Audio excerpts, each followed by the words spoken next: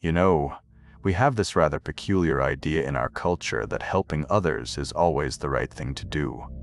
We've been taught from childhood that to be a good person, a spiritual person, a loving person, you must always say yes.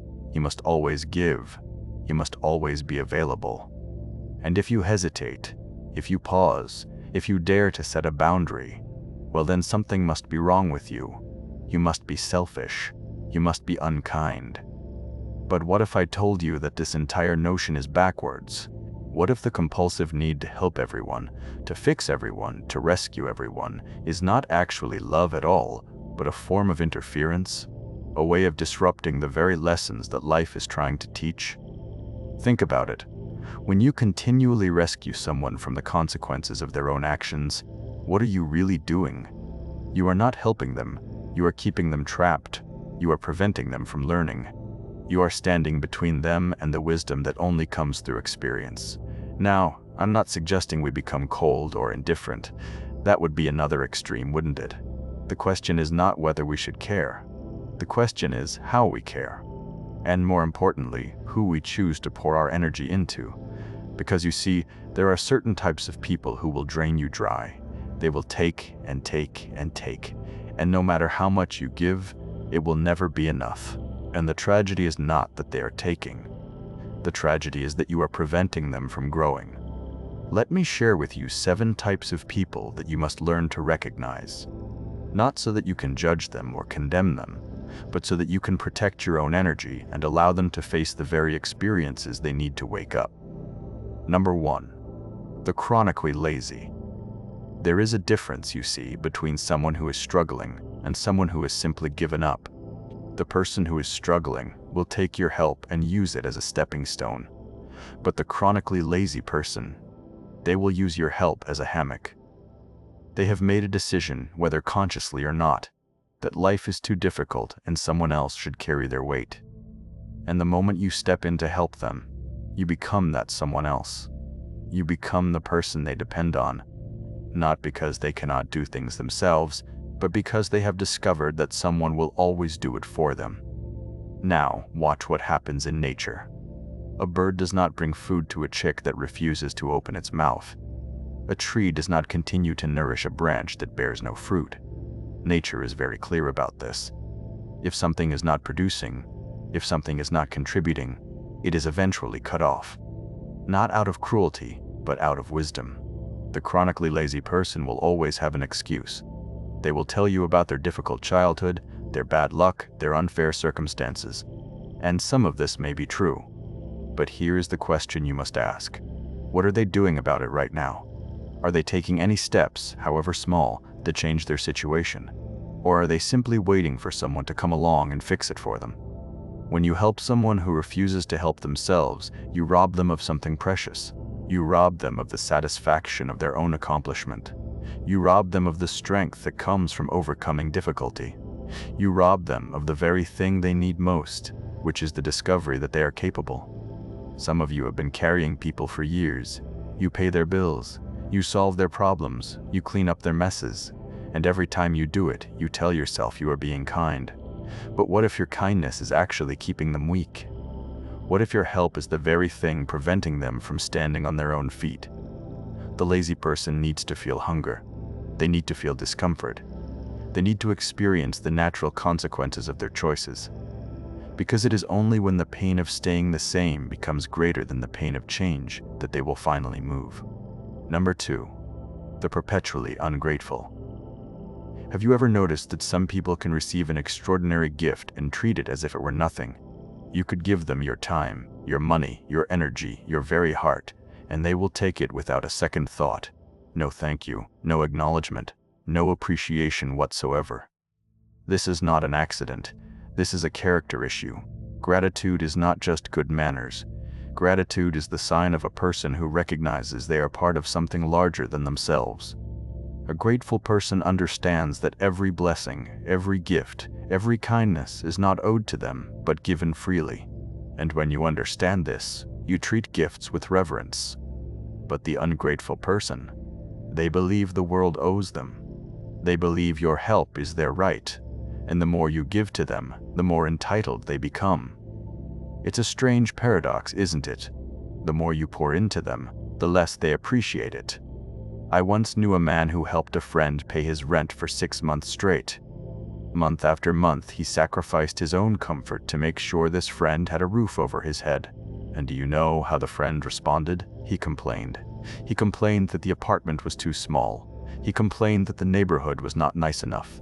He complained that he had to live this way while others had more. Not once did he say thank you. Not once did he acknowledge the sacrifice. And when the 6 months ended and the man could no longer help, do you know what happened? The friend became angry.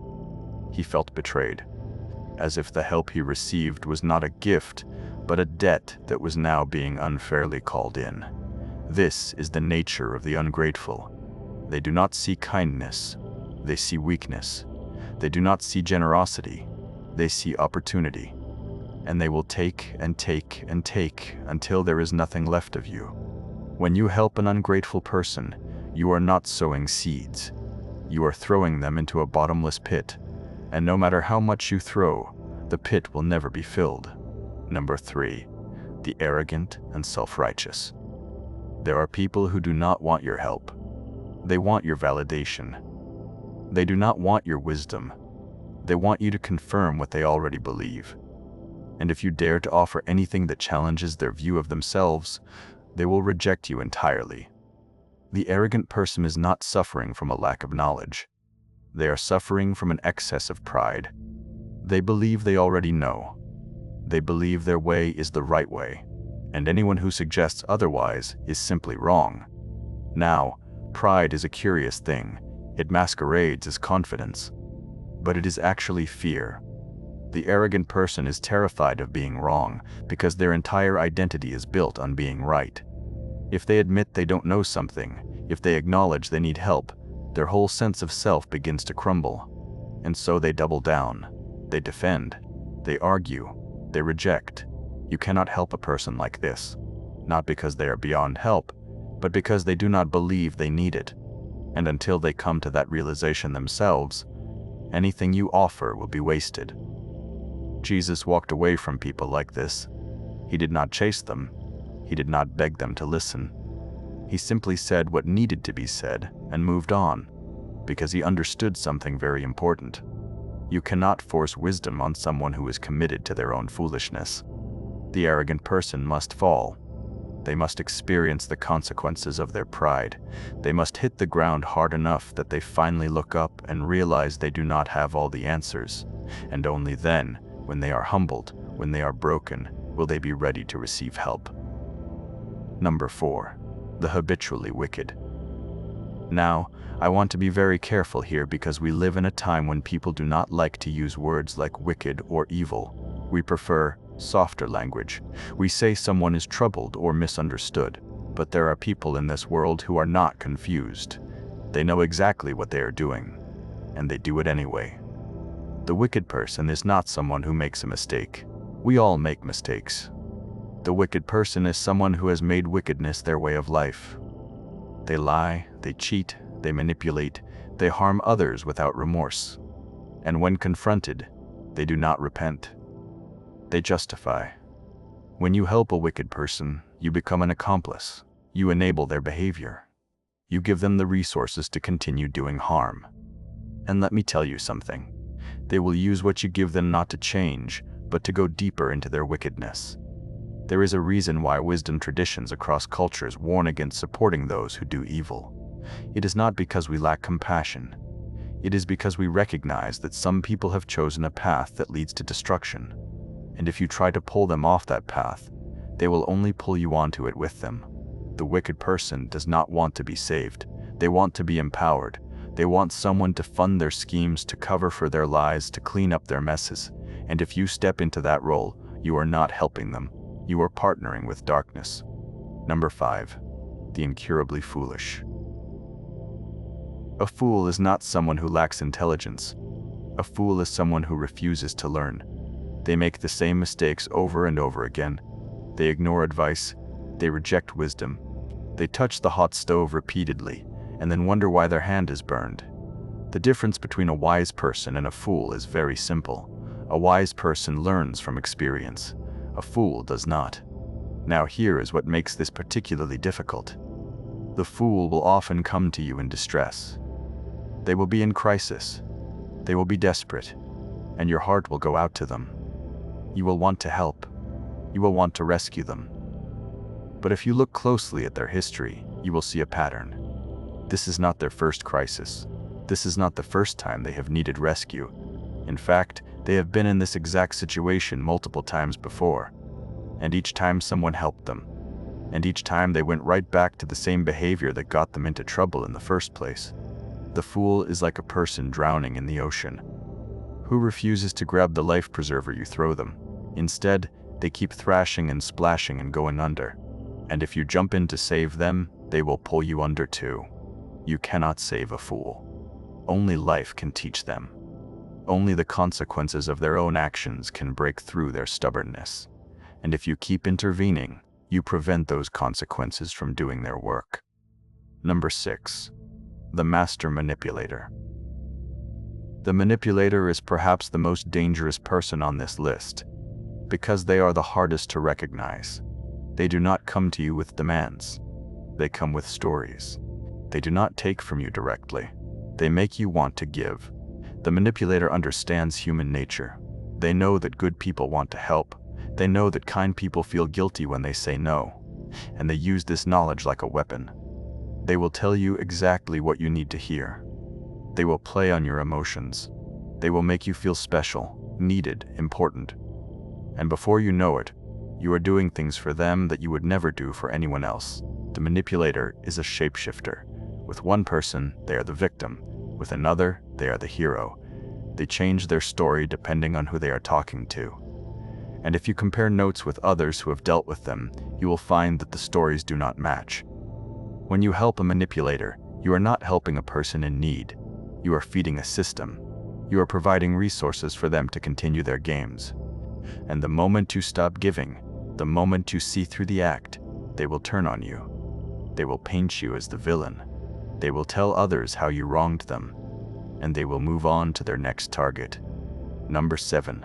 The unrepentant rebel. Finally, there is the person who knows better, but refuses to do better.